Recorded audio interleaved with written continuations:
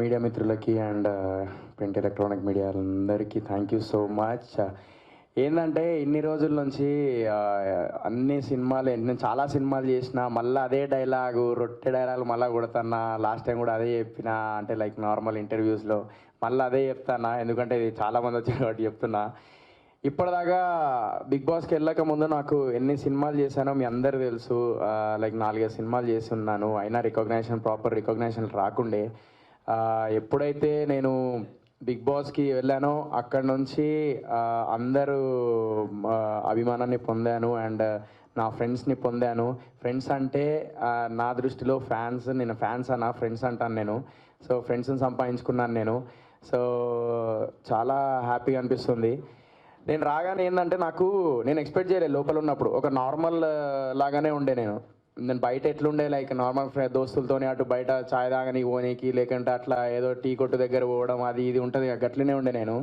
కానీ ఎప్పుడైతే big boss నుంచి బయటికి రాగానే దీని అమ్మ జీవితం మా ఫ్రెండ్స్ అందరిని చూసి కిలోమీటర్ దాకా మొత్తం బైకులు పురాణాలు అందరూ మొత్తం రచ్చ రచ్చ చేసిర్రు. నేను గింతుందా అని అనుకున్నా. చిన్న పిల్లలు వీడియోస్ చేయడము, కథ వేరుంటుంది అని చెప్పేసి బరాబర్ అనడం, మటన్ చికెన్ మటన్ అని చిన్నపిల్లలు అందరూ ఎంజాయ్ చేస్తుర్రు. అని మ్యాన్ రీజన్ కూడా చిరంజీవి సార్ మ్యాన్ రీజన్ ఇలా అని, అరే కథ వేరుంటుందమ్మా అని చెప్పేసి అనడం, ఇవన్నీ నాకు సార్ హక్ చేసుకొని నన్ను లేవట్టి అంటే ఇలా లేపి ఇలా రౌండ్గా తిరగడం, ఇవన్నీ చిరంజీవి సార్ వాళ్ళ ఇంట్లో నుంచి నాకు బిర్యానీ రావడం, సార్ ప్రీ రిలీజ్ ఈవెంట్కి నేను వస్తాను, నీ ఫంక్షన్ నేను చేస్తాను అనడం, ఇవన్నీ చూస్తుంటే నాకు నిజంగా ఒక బిగ్ బాస్ ఇంత పెద్ద ప్లాట్ఫామ్ ఇస్తుందని చెప్పి నేను ఎప్పుడు అనుకోలేదు.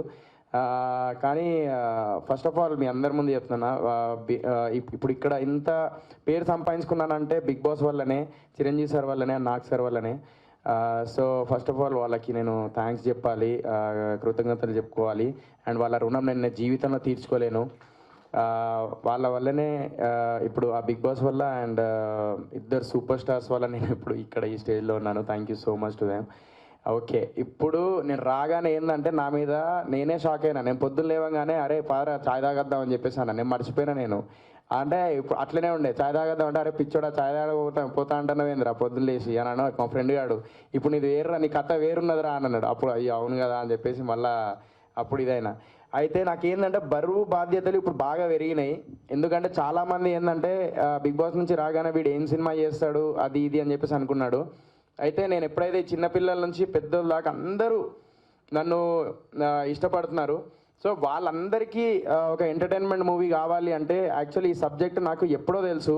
నేను శ్రీనివాస్తోని డిస్కస్ చేయడం జరిగింది. It's a different concept. నాకు తెలిసి ఇండియాలోనే ఇంకా ఎవ్వరు ఇది ఇంకా ఇలాంటి కాన్సెప్ట్ చేయలేదు. సో చిన్నపిల్లల నుంచి పెద్దవాళ్ళ దాకా, ముఖ్యంగా లేడీస్ అయితే ఖచ్చితంగా శ్రీనివాస్ అన్న చెప్పినట్టు ఏడ్చుకుంటూ బయటికి వస్తారు, అది మాత్రం షూర్. అంత సెంటిమెంట్ మూవీ అంత చాలా బాగుంటుంది సబ్జెక్ట్, అందులో మాత్రం నో డౌట్. ఎందుకంటే నేను బయటికి రాగానే నేను అనుకున్నది ఏదైతే సినిమా నేను చేస్తానో ఆ సినిమా హిట్ కొట్టాలి, నాది ఒకటే కోరిక. సినిమా చేయడం కాదు, సినిమా హిట్ కొట్టడం ముఖ్యం. సో ఇంతమంది నన్ను నమ్మి ఉన్నారు కదా, నన్ను అభిమానించే వాళ్ళు ఇంతమంది ఉన్నారు కదా, నన్ను ఇష్టపడే వాళ్ళు, వాళ్ళందరికీ నేను ఇవ్వగలిగేది ఒకటే, ఎంటర్టైన్మెంట్. ఆ ఎంటర్టైన్మెంట్ కావాలంటే ఒక మంచి సబ్జెక్ట్ కావాలి. ఒక మంచి సబ్జెక్ట్ కావాలంటే మొత్తం అన్ని స్క్రిప్ట్స్ విన్న తర్వాత నాకు ఎప్పుడో ఇది విన్నాను, మళ్ళీ శ్రీనివాసన్ అడిగితే అప్పుడు శ్రీనివాసన్ ఓకే డన్ అన్నారు. కానీ ఇదంతా కానీ పైసలు కావాలి. మెయిన్ ప్రొడ్యూసర్ లేకపోతే ఇక్కడ ఏమున్నది. సో అప్పిరెడ్డి అన్న గురించి తెలిసిందే, జార్జ్ రెడ్డి, ప్రెషర్ కుక్కర్, ఎక్కడ కాంప్రమైజ్ అవ్వకుండా ఒక రేంజ్లో పబ్లిసిటీ, కథా కార్ఖానా వేరుంటుంది. సో అందరికి తెలిసిందే అది. సో అప్పిరెడ్డి అన్న నాకు బిఫోర్ కూడా తెలుసు, కానీ ఈ మధ్య ఇంకెక్కువ క్లోజ్ అయ్యాను. స్టోరీ డిస్కషన్ కానీ చాలా డేరున్న ప్రొడ్యూసర్ అనొచ్చు మనం తెలుగు ఇండస్ట్రీకి. సో నిజంగా హీఈస్ డౌన్ టు ఎర్త్. కొత్త వాళ్ళని పరిచయం చేయించారు ప్రెషర్ కుక్కర్తోని అండ్ జార్జ్ రెడ్డితోని. సో ఎక్కడ కాంప్రమైజ్ అవ్వకుండా, బడ్జెట్లో ఎక్కడ ఇది అవ్వకుండా, ఒక సబ్జెక్ట్ అంటే కాంప్రమైజ్ అయ్యి క్వాలిటీని తగ్గించే రకంగా చేయొద్దు, సినిమా క్వాలిటీని పెంచేలాగా చేయాలి అనే కాన్సెప్ట్తో ఉంటారు అప్పిరెడ్డి అన్న.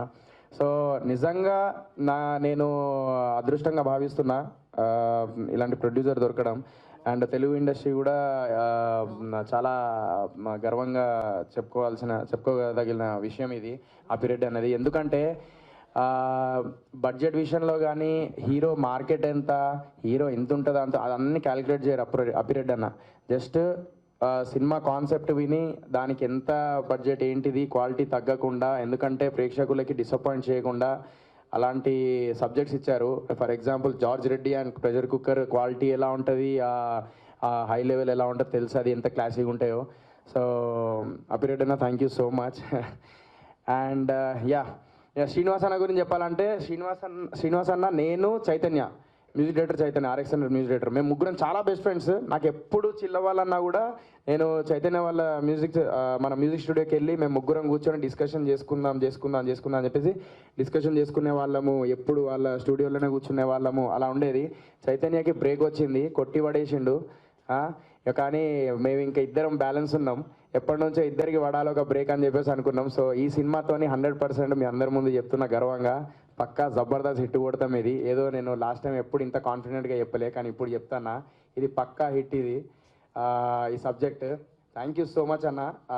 నాకు ఎందుకంటే చాలా టాలెంటెడ్. యూఎస్కి వెళ్తే 6-7 లక్షలు సంపాదించుకోవచ్చు ఆయన, కానీ ఇక్కడ ఉండి ఒక ప్యాషనెట్తోని ఒక డైరెక్షన్ దాంట్లో వచ్చి అండ్ ఈయన ఆల్రెడీ 2 ఇండిపెండెంట్ మూవీస్ చేసిండు, కానీ అది రిలీజ్ చేస్తున్నాడు. బాగా నువ్వు జస్ట్ యూట్యూబ్లో పెట్టు, నేను అమ్మ జీవితం మిలియన్స్ ఆఫ్ వ్యూస్ వస్తాయని చెప్తే వినడు. లేదు నేను జస్ట్ నా కోసం పెట్టుకున్నా అని చెప్పేసి అన్నాడు. It's okay. సో అభిషేక్ గారు నా ఫ్రెండ్ గాడు, వీడు కూడా చాలా సపోర్ట్ చేసిండు నా లైఫ్లో ఒక ఫ్రెండ్గా వీడు నాకు సపోర్ట్ చేస్తూ వచ్చిండు. ఈ సబ్జెక్ట్ ఎంచుకోవడానికి కారణం కూడా వీడే. అండ్ వీడు కూడా ఈ సబ్జెక్ట్లో కూర్చోవడం జరిగింది అండ్ స్క్రిప్ట్ వర్క్ జరగడం జరిగింది. రవి గారు కూడా ఈ సినిమాకి చాలా కష్టపడ్డారు. మా అందరినీ పరిచయం చేయించింది అప్పిరెడ్డి గారిని రవి అన్ననే. సో థ్యాంక్స్ రవి అన్న. సో ఏం లేదన్న, ఒకటే చెప్తా, 10 సంవత్సరాల కష్టం ఈ 105 రోజులలో పేరు సంపాదించుకున్నా, అదే పేరు నిలబెట్టుకుంటా. అది నిలబెట్టుకోవాలంటే ఫస్ట్ సినిమా హిట్ కొట్టాలి. అందరు నా మీద నమ్మకం పెట్టుకున్నారు, సోహెల్ గారు ఏం చేస్తాడు అని. ఇది మాత్రం ఒక మంచి జబర్దస్త్ సబ్జెక్ట్. ఇది మాత్రం నేను మాటిస్తున్నా, కొడుతున్నాం. ఇప్పటి నుంచి నా ఫ్రెండ్స్ అండ్ నా కథ వేరుంటుంది ఇక ఇప్పటి నుంచి మాకి గిరిగిరి. థ్యాంక్ యూ అండి మీడియా మిత్రులందరికీ థ్యాంక్ యూ సో మచ్.